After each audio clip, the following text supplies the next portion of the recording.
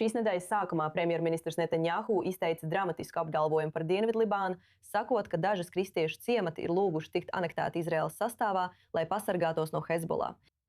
Taču Libānas vietējās amatpersonas tagad stingri iebilst, sakot, ka viņi nekad nav lūguši, lai Izraēla viņus anektē un vēlas palikt libānieši.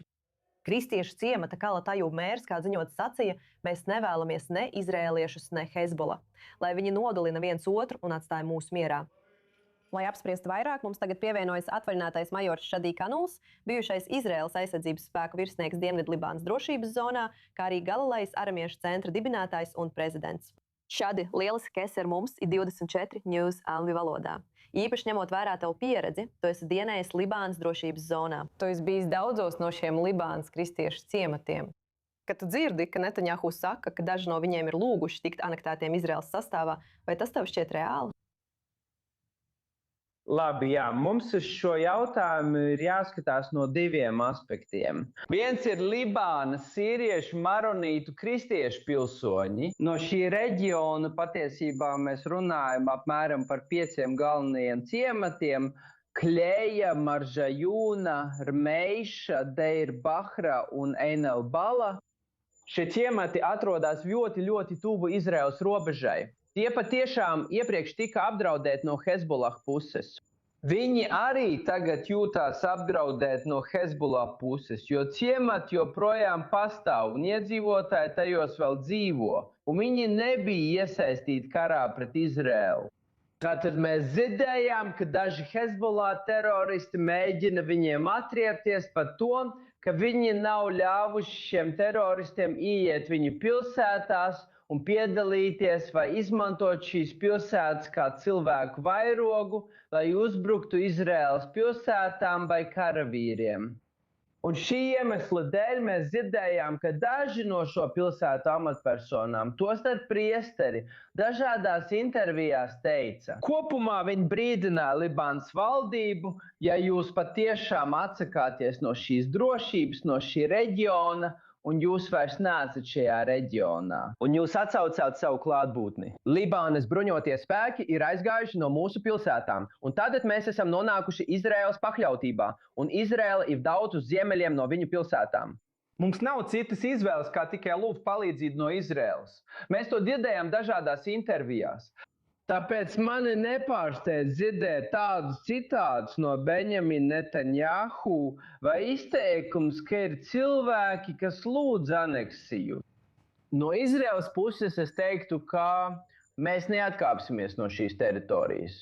Un tā kā mēs neatkāpsimies no šīs teritorijas, kamēr Hezbollah nebūs atbruņota, tad šīs pilsētas ir mūsu atbildībā.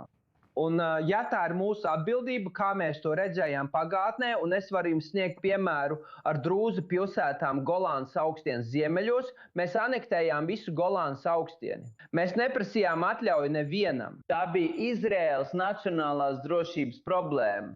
Un šodien šo Drūzu pilsētu iedzīvotāji ir Izraēlas pilsoņi. Tātad mums ir piemērs no pagātnes, un tas pats piemērs varētu tikt īstenots arī šajā reģionā. Un to ir pat vēl vieglāk izdarīt šajās pilsētās, kas ir ļoti tuvu un pieguļ Izraēlas robežai. Dažas no tām atrodas tikai 1 kilometru no Izraēlas robežas. Tāpēc mani nepārsteidz, ka tas nākotnē notiks. Un ja es būtu viņu vietā kā maronītu pilsonis, tāpat kā tās pilsētas, viņi arī ir maronīti, es lūgtu pievienošanos Izraēlai. Ir daudz labāk dzīvot Izraēlas pārvaldībā nekā palikt šajā nožēlojamajā dzīvē, kur draud Hezbollah un federālā valsts, ko sauc par Libānu. Ja paskatās uz Hezbollah un viņu stāstījumu, viņi bieži sūdzās, ka aizstāv Libāna no Izraēlas. Tātad, kad jūs runājat par aneksiju vai Izraēlas drošības zonu, vai tas pastiprina Hezbollah stāstījumu? Nē, es tā nedomāju. Tieši pretēji šos iedzīvotājus vienmēr apdraud Hezbollah. Pat Hezbollah valdīšanas laikā viņi tika apspiesti. Ļaujiet man jums atgādināt, piemēram, Ein el-Bala, viens no aktīvistiem, kurš ir no Libānas, Balanču spēku partijas, viņu faktiski nolaupīja Hezbollah un nodalināja tikai tāpēc, ka viņš politiski darbojās partijā, kas ir pret Hezbollah. Tātad šie cilvēki bija patiešām apspiesti un baidījās par savu dzīvību šajās pilsētās. Un viņi vienkārši dzīvoja ikdienā, pat nespējot dzīvot brīvi savā valstī. Tāpēc es jums saku, kā maronietis, tāpat kā viņi, es aicinātu viņus skaidri pieprasīt aneksiju Izrēlē. Jo kā kristietim ir daudz labāk dzīvot Izraēlas paspārnē, nekā palikt kopā ar šo Hezbollah teroristu, kas ir šītu kopienas ieskauts, kas ir ļoti, ļoti naidīgi pret viņiem un pat varētu atriepties tikai tāpēc, ka viņi ir kristieši, kā tas notika pagātnē, pagājušā gadsimta 20. gados. Un viņi, Ainelbach no Binge Beilis, piemēram, šītu musulmaņi, uzbruka Ainelbach tikai par to, ka viņi vēlējās būt libānieši un daļa no lielās Libānas. Tāpēc mums ir šīs bailes, īstas bailes par šiem pilsoņiem. Un es patiešām ļoti rūpīgi apsvērtu šo jautājumu, un ja es būtu viņu vietā, varbūt lūgt aneksiju un kļūt par mūsu valsts daļu, lai Izraēla viņus aizsargātu.